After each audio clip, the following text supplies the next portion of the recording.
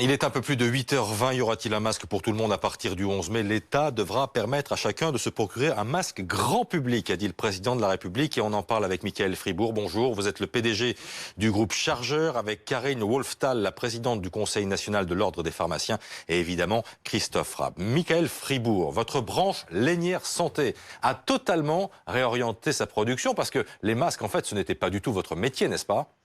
Le groupe Chargeur, effectivement, est leader mondial dans les secteurs de pointe des textiles techniques, de la chimie, des matériaux et du luxe. Et dès l'accélération de l'épidémie, nous avons radicalement réorienté nos activités pour massivement produire des masques et évidemment concourir à l'effort d'équipement des populations.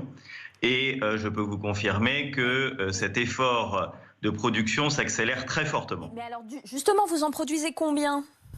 Alors, la semaine dernière, nous en avons produit 1 million. Cette semaine, nous en produirons 2 millions.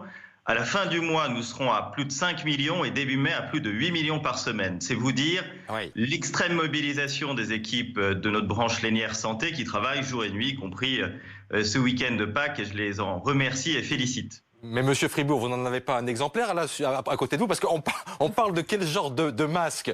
C'est le masque chirurgical, c'est sûrement pas le FFP2 ou c'est le... Ah ben voilà, c'est le masque grand public. Voilà un exemple de masque grand public. L'ANSM et l'AFNOR ont défini des règles. Ce sont des masques qui répondent à des objectifs de performance et de filtration. Et au cas d'espèce, ce produit qui a été développé par nos équipes de Lénière Santé est un petit concentré d'innovation, dont d'ailleurs la France peut être fière, puisque déjà c'est un masque qui a de très bonnes performances de filtration.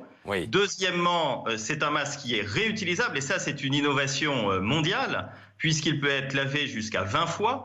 Et évidemment, nous avons aussi travaillé, nos équipes ont travaillé l'ergonomie de ces masques, puisque la généralisation du port du masque est nouveau pour les sociétés occidentales. Anti-projection et anti-inhalation, les deux, dans les deux sens, ils protègent? Alors, ces masques sont conçus pour protéger l'environnement de ceux qui le portent, donc pour éviter les transmissions des porteurs vers leur entourage. C'est la fonctionnalité de ces masques. Madame Wolfthal, est-ce que vous allez les vendre, ces masques? Aujourd'hui, dans l'état des textes, on ne peut pas. Ça ne fait pas partie des marchandises que les officines, donc les pharmaciens, sont autorisés à vendre. Donc pour ça, il faudrait une évolution des textes, un décret notamment. Mais ça doit vous ennuyer, ça, parce que j'imagine que la demande est forte dans les officines. En fait, ce qu'on voudrait, c'est surtout répondre à la doctrine qui va être donnée par l'État. Vous savez qu'il y a encore effectivement des discussions, malgré tout, sur qui doit porter ce genre de masque, qui n'est pas sans conséquence, y compris pour la santé et la santé publique.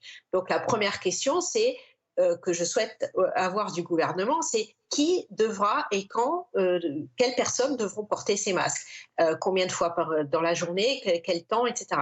Ensuite, en fonction de ça, quand cette question sera établie, bien évidemment, les officines doivent pouvoir être en capacité de répondre à cette demande de la population et surtout de conseiller, de bien expliquer les questions que vous avez posées tout à l'heure, par exemple, de bien expliquer aux personnes qui prendront un masque ce que ce masque fait et surtout ce qu'il ne fait pas, pour bien expliquer que la priorité restera toujours les gestes barrières, se laver les mains, la distanciation sociale, etc. Donc ça sera notre rôle de professionnels de santé d'accompagner la vente de ces masques grand public. Michael Fribourg, votre masque, il va coûter combien ? Alors, c'est un masque qui est compétitif puisqu'il est réutilisable 20 fois et son coût unitaire est évidemment inférieur à 5 €, ce qui est beaucoup moins cher que d'autres solutions. Un commentaire, Christophe Rapp ? Non, mais bon, ces masques alternatifs vont être intéressants pour le grand public et ils seront distribués par l'État et les collectivités. Donc le coût n'est pas le problème. On peut vous les acheter directement, Monsieur Fribourg ? Ou est-ce que vous aurez un réseau de distribution ? Alors, d'abord, dès à présent, ces masques, il est possible de les trouver sur le site de leniersanté.com. Et puis, parallèlement, évidemment, nous travaillons avec toutes les collectivités publiques, avec aussi un certain nombre de professions qui ont des besoins particuliers.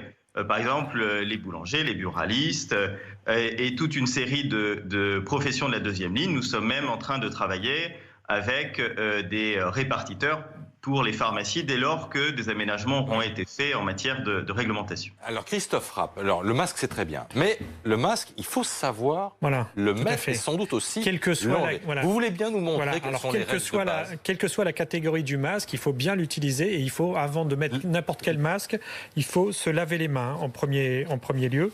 Ensuite, il faut le prendre par les élastiques et il est très important de couvrir le menton et le nez. Et pour couvrir le menton et le nez, il faut utiliser la collerette du haut de façon à bien fixer. Ensuite, on peut souffler dans le masque et là, on va l'ajuster. C'est difficile quand on n'a pas de glace, mais c'est ensuite, important. On ne touche plus. Ensuite, on ne le touche plus. Et pour le retirer, on le retire uniquement par les élastiques sans toucher le côté bleu qui est contaminé et on va ensuite l'éliminer dans un sac poubelle, un double sac poubelle. Mais c'est très important ce que vous avez dit, c'est qu'une fois qu'il est ajusté, il ne faut surtout pas le toucher. Il ne faut pas toucher notamment la face bleue antérieure qui est contaminée par le virus. Donc il va y avoir toute une éducation autour du masque et c'est pour ça qu'il y a une controverse sur le masque parce que le masque est un complément additif du lavage des mains et de la distance sociale, mais il n'est absolument pas un remède miracle bien sûr contre le virus. Merci à tous les trois.